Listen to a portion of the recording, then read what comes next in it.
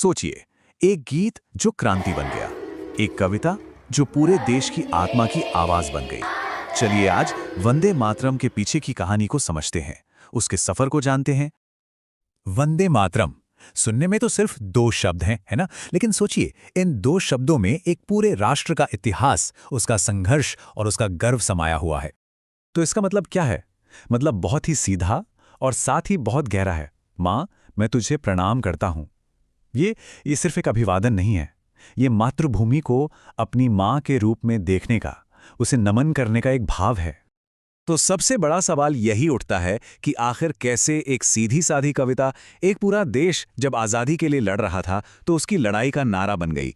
चलिए इसी सवाल का जवाब ढूंढते हैं और इसकी पूरी कहानी समझते हैं। तो चलिए कहानी की शुरुआत से शुरू करते हैं, एक विचार से, एक भावना से और आखिरकार एक गीत के जन्म से।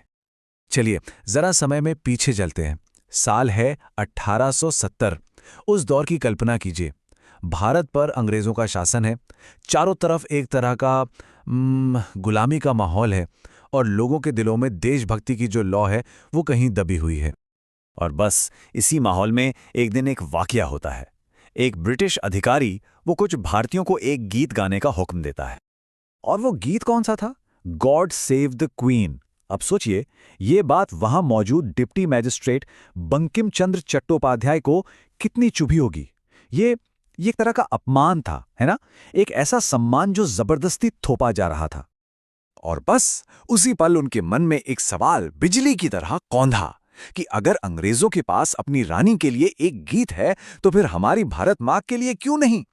और जानते हैं, बस इसी एक सवाल से, इसी प्रेरणा से जन्म हुआ वंदे मातरम का। लेकिन कहानी यहां खत्म नहीं होती। ये गीत सिर्फ कागज पर लिखी एक कविता बनकर नहीं रह गया। अरे ये तो बहुत जल्द लोगों के दिलों में उतर गया और बन गया क्रांति का स्वर। अब देखिए कैसे ये गीत लोगों तक पहुंचा। इसका सफर ना बहुत ही दिलचस्प है। सबसे पहले 1882 में इसे आनंद मठ नॉवल में पब्लिश किया गया, जिससे इसे एक जबरदस्त कहानी का बैकग्राउंड मिला। फिर 1896 में खुद रविंद्रनाथ टैगोर ने इसे इंडियन नेशनल कांग्रेस के सेशन में पहली बार गाया। और बस 1905 आते आते तो ये स्वदेशी आंदोलन का, मतलब बंग बंग आंदोलन का मुख्य नारा बन चुका था।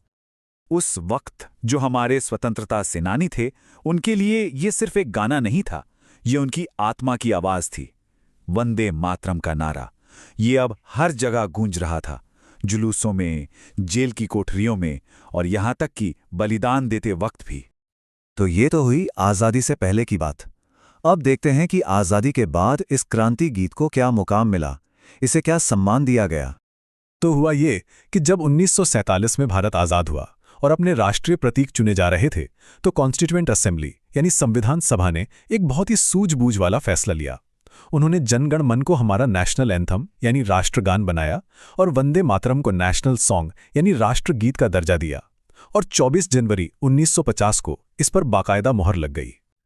लेकिन देखिए, हर बड़ी चीज की तरह इस गीत का सफर भी एकदम सीधा नहीं रहा। इसमें कुछ विवाद भी हुए, कुछ सवाल भी उठाए गए। अब विवाद की वजह क्या थी? दरअसल गीत के जो बाद के स्टैंजा हैं, उनमें मातृभूमि को देवी दुर्गा के रूप में दिखाया गया है। तो कुछ लोगों का ये मानना था कि ये इसे एक धार्मिक गीत बनाता है, जो शायद एक सेक्युलर मतलब धर्मनिरपेक्ष देश के लिए एक चुनौती हो सकता है। और इस मुश्किल का एक बहुत ही प्रैक्टिकल, एक बहुत ही समझदारी भरा हल निकाला गया। तय ये हुआ कि नेशनल सॉन्ग के तौर पर सिर्फ पहले 2 स्टैंजा ही अपनाए जाएंगे। क्यों? क्योंकि इन 2 स्टैंजा में किसी भी धार्मिक प्रतीक का जिक्र नहीं है। इनमें सिर्फ और सिर्फ भारत माँ की सुंदरता, उसकी समृद्धि का जिक्र है। चलिए अब बात करते हैं आज की। आज के दौर में इस गीत का क्या महत्व है, ये हमारे लिए क्या मायने रखता है? जरा इन शब्दों को महसूस कीजिए। वंदे मातरम, सुजलाम सुफलाम मलयज सीतलाम, शस्य श्यामलाम मातरम। है ना? कितनी खूबसूरती से सिर्फ कुछ शब्दों में मातृभूमि की एक पूरी तस्वीर बना दी गई है। इसका मतलब है, माँ मैं तुझे प्रणाम करता हूं, तू जो पानी से भरी हुई है, फलों से लदी हुई है, दक्षिण की ठंडी हवाएं जिसे छूती हैं और जो फसलों से हरी भरी है। ये पंक्तियां सचमुच हमारी धरती की एक जीती जागती तस्वीर बना देती हैं। तो आज वंदे मातरम सिर्फ एक गीत नहीं है, ये हमारी राष्ट्रीय एकता का, हमारी आत्मा का प्रतीक है। इसे सुनकर एक गर्व, एक श्रद्धा की भावना मन में आती है।